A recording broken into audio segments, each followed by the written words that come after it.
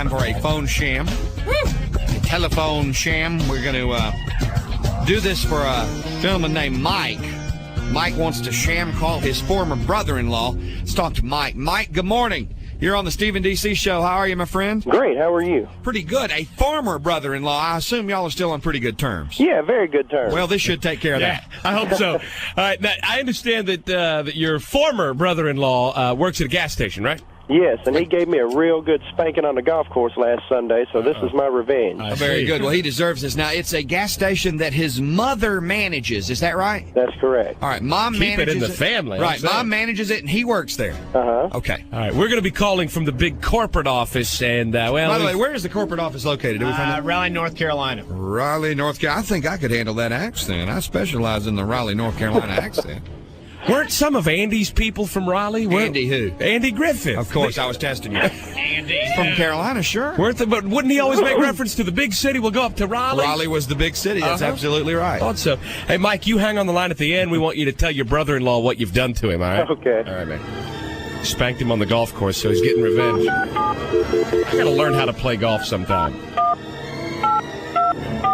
Steve, you need to learn how to play golf. Not my sport. Doesn't move fast enough for me. Then we could meet every afternoon on Not the course. enough action.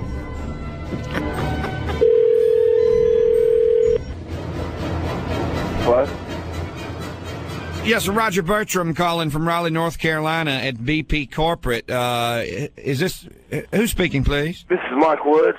Mike. Yes. Yes, sir. I've got two names I'm in the employee file. I've got Mrs. Fannin, I believe our manager, and Mr. Woods, both employed by BP there in Clinton, Mississippi. Right. And you are Mike? Yes, sir. And who is Miss Fannin? She's my mom. Okay, she's the manager of our BP in Clinton, Mississippi. Oh, yes, sir. And I show you as an employee, is that correct? Yes, sir. All right. What shift are you pulling for us down there? I work part-time on the night shift, Monday through Thursday and Sunday night. Good. Then I can deal with this with one phone call. That's good. I'm calling our stores around.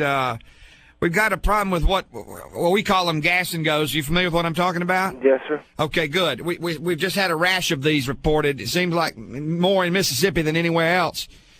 So we talked about it in a meeting yesterday, and we're going to be sending a notice to all of our store managers and employees about it. We're losing money, and we're trying to talk to everybody individually. Okay. And I'm going through employee files, trying to call managers and people, and luckily we got both of you at one number this morning. Mm-hmm. Is Miss Fannin there by chance? Yes, sir. Okay, well, I'm going to speak with you, and then after I get done with you, I'm probably going to want to speak with her, too. Okay. All right. You know, we run an inventory on these gas and goes and keep pretty good track of gas, how much you have allotted, how much you sell. And it seems like we've had more gas and goes reported on the evening shift there in Clinton, Mississippi than we have anywhere else. Mm-hmm. We have over the past 2 months, that's as far back as this report goes, we have 24 gas and goes reported in the evening hours. 13 of those have been between 6 p.m. and 10:30 p.m. Mm-hmm. I've only had one while I was working there. Is that right? And how long have you been working for us? It's Christmas week. Okay, so it's December, January, February, March, April, and May. We're talking about 6 months, basically. Mm-hmm. One. Well, our records are showing a few more than that on that evening shift there. So we're trying to figure out what the problem is. Can you tell us what you think the problem is? I really don't know. You don't have any idea? The time it happened to me, I had the store full of customers, and I was dealing with one on just stuff in the store, and then I had looked up, and the customer that was at the pump had gone. What would make it better for you? I know you only have one set of eyes, but what would make it better for you? What would eliminate this gas and go problem? Well, eliminate is prepaying, but that kind of gets to be, a little... yeah, no, we've done research, and BP does not want to go that route. Right, the customers don't like that, Mike. Right. They don't appreciate having to pay before they pump. We don't believe in that at BP. Right. Mm-hmm. But other than that, I have no idea. And there's only one of you there, so, what if we were to put another man in there? Well, you kind of defeat the purpose on trying to make a profit because, you know, it's not that busy. Yeah, and we got to keep our prices down, don't we, Mike? Yes, sir. So you're a good, you believe in the BP philosophy. I'm sure you've read our code and our credence. I don't know if I have or not. Oh, you have not? I don't know if that's a bad thing. Well, it should be posted in your store. Okay. It says, and then you would say your name, I, Mike Woods, BP employee in good standing. Uh-huh. Go ahead and say it back with me. I, Mike Woods. I'm Mike Woods. A BP employee in good standing. BP employee in good standing. Do solemnly swear. Do solemnly swear. Uphold the standards and operating procedures. Do uphold the standards and operating procedures. Of BP Gas Incorporated. Of BP Gas Incorporated. I will do my dead level best. I will do my dead level best. And utmost. And utmost. For BP gases. Excuse me? For BP gases. For BP gases. Highest. Highest. I will do my utmost. I will do my utmost. For BP gases. For BP gases. Highest. Highest. I will do my utmost. We I will say it do my 3 times. utmost. For BP gases. For BP gases. Highest. Highest. We're real proud of that. My father came up with that when he started this company, and we like to post that. And in fact, I'm going to send you a copy. I need to make sure Miss Fannin gets that posted right behind the register. Okay. I like that in every one of our stores. I'll send you a fresh, clean copy of it. She'll need to frame that and post that, all right? Well, Greg Cooksey's the owner. What's that? Greg Cooksey's the owner. Well, I know. I find usually, though, my managers tend to get things posted quicker than our owners do. Oh, okay. You know how that is, don't you? Yes, sir. Of course you do. Listen, on this gas and go thing, what I have been able to do with accounting is we are going to... There have been 24 reported on the evening shift, but we're just going to go with 13 gas and goes. I've been able to shave a few of those off for profit's sake. We figured up the cost on that, and what we'll do is we'll prorate it. So over a period of time, we'll take a small portion of that out of each check you receive until that amount is, paid back in full. Excuse me? I said we've prorated 13 gas and goes, and over a period of time, that will be deducted from each paycheck, so it won't hit you too hard at one time. So you're going to take the money out of your employees' paychecks? Well, not all at one time now. It'll be prorated and over a period of time, so that you don't really realize the full impact of it. Yeah, I understand what you're saying. I don't think that's right.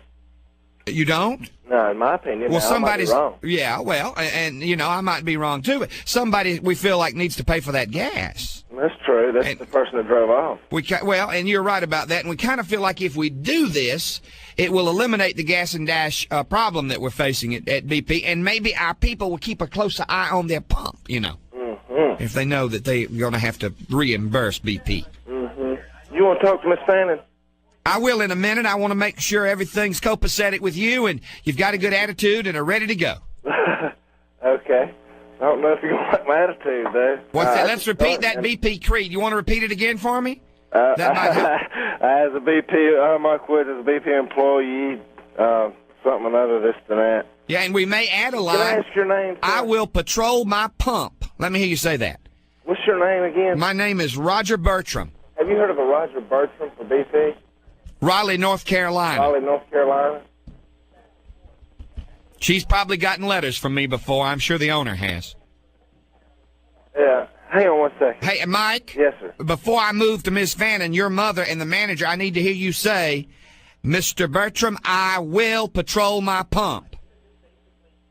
Hang on. No, I will not. I want to hear you say, I will patrol my pump. Hello. Miss Fannin? Yes. How are you? I'm fine. Roger Bertram. Can I help you?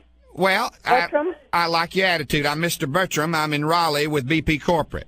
Yes, sir. And I have on my employee file that both you and I didn't realize it, but Mike, I'm glad I caught you both. It has the number here, or down at our BP operation. How can we help you, sir? In Clinton, Mississippi. How can we help you? I'm calling about the gas and go problem we faced lately. I beg your pardon? People that fill up and don't pay. Well, we have kind of cleaned it up a little bit. And I appreciate that. We all here in Raleigh appreciate that. Well, see, when we took over a year ago, when my boss took over there a year ago, right, it got to be a real problem. Right. And we just make the people near the street right before. Right. Well, that's good, and we appreciate that. But what we're doing, and I was just telling Mr. Mr. Woods, who works the evening shift, which is where we have most of our problems, that what we're going to do is deduct the cost of the gas and goes, the gas and dashes, we call them here in Raleigh around the office, from his paycheck over a period of time until we recoup our profits. Hello, sir. You need to talk to my boss. Oh, you're the manager, aren't you? Yes, sir. You need to call 601. No, I've got that. I'm talking with him later this morning. Well, I've been informing you and informing your son what we're planning to do. Well, my boss is an independent dealer. Yeah, and he is one of our wonderful independents who does a fine job. Yes, sir. Well, he's wonderful. You know, we take our orders directly from him. And he takes his orders directly from me. Okay, that's what I'm saying. He is just marvelous. You need to talk to him rather than us. Yeah, but I'd just like to have personal contact. It's my approach. You know the BP Creed, don't you? Well, yes, sir. I've been in the business for a while. Do you have the BP Creed posted over the cash register? We have signs all over everywhere, sir. You need to talk to my boss, okay? I'll tell you one thing I want to do, just to make this, make sure we're clear, and I will talk to him. I appreciate you being so nice and being a good BP employee. Let me say to Mike real quick, I want to sign off with him here real quick. No, sir. Yes, sir. Put him back on the line. You need to talk to Mr. Cooksey, please, sir. I will. We work for him, okay? Yeah, and y'all do a marvelous job. We take our orders directly from him. And I appreciate the BP. Let me speak to Mike. Thank you very Mike. much for calling, sir. I'm going to hang up now. No, don't hang up. I need to make sure everything's clear with Mike, your son. Okay, hold on. Okay, good. Just real quick. Yes, sir. Hey, Mike. Yes. I just want to make sure everything's clear with you. We're going to talk to Mr. Cooksey. Right. And we'll have a look-see and make sure it's all copacetic. Right. So is everything clear with you there and your mother? I understand what you're saying. And you took the BP Creed, didn't you, and repeated it back? Yeah. And before I go now, it'll just make me feel better if I can hear you say, I will patrol my pump. I will patrol my pump. Mr. Burke. I will patrol my pump. I said that. And I need you to look out for one final thing before I call Mr. Cooksey. Right. Mike, and I want you to relay this to Miss Fannin, your mother, the manager. I got to get off. I want you both. Mike, are you there? Yes. I want you both to watch out for Mike Russell, because if he pulls up, he's going to try to gas and dash. Oh, man. Get out of here. 7 o'clock in the morning. Let me see that. Hey, Mike. Woodsman. Yeah, You're I got on you, man. the Stephen D.C. radio show. That's for that spanking on the golf course Sunday. Yeah, man. Hey, I don't get upset. Fixing to. Sounds like he did get upset. Let me hear that BP Creed just one more time. Hey, I got to thinking when he made me say it over and over on that last phrase. Well, let us hear it one more time. Who was that man that did that? I don't know. Mike, you're on the Stephen D.C. radio show. Get out of here. Yeah. Oh, my We've heard God. that before. Now, I had a feeling. I swear to God, I had a feeling, but it was just, I don't know. It was weird. Mike Russell? Yes. Next time y'all are on the golf course and he's about ready to swing, I want you to say, I will patrol my pump.